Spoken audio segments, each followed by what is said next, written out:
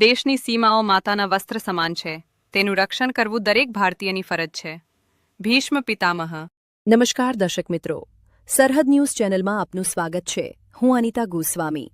હવે જોઈએ સમાચાર વિસ્તારથી.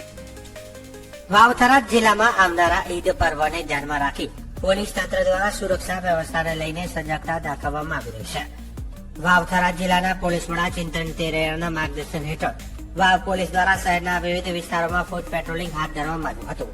વાવ પોલીસ ઇન્સ્પેક્ટર અલ્પાબેન ખત્રીના નેતૃત્વમાં પોલીસ સ્ટાફે શહેરના સંવેદનશીલ વિસ્તારો, મુખ્ય માર્ગો તેમજ જાહેર સ્થળોએ પેટ્રોલિંગ કરી સુરક્ષા વ્યવસ્થાની ચકાસણી કરી હતી.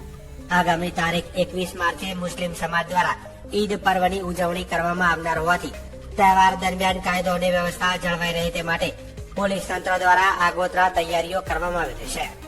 ફૂટ પેટ્રોલિંગ દરમિયાન પોલીસ સ્ટાફે સ્થાનિક વેપારીઓ અને નાગરિકો સાથે વાતચીત કરી શાંતિપૂર્ણ માહોલ જાળવવાની અપીલ પણ કરી હતી. સાથે સાથે કોઈ પણ શંકાસ્પદ પ્રવૃત્તિ જણાય તો તાત્કાલિક પોલીસને જાણ કરવાની સૂચના આપવામાં આવી હતી. આ પેટ્રોલિંગમાં વાવ પોલીસ સ્ટેશનના પોલીસ કર્મચારીઓ ઉપરાંત જીઆરડી અને હોમગાર્ડના જવાનો પણ હાજર રહ્યા હતા. પોલીસે જણાવ્યું હતું કે તહેવારો દરમિયાન શહેરમાં કાયદો અને વ્યવસ્થા જાળવવા માટે સતત પેટ્રોલિંગ અને સુરક્ષા વ્યવસ્થાની દેખરેખ રાખવામાં આવશે.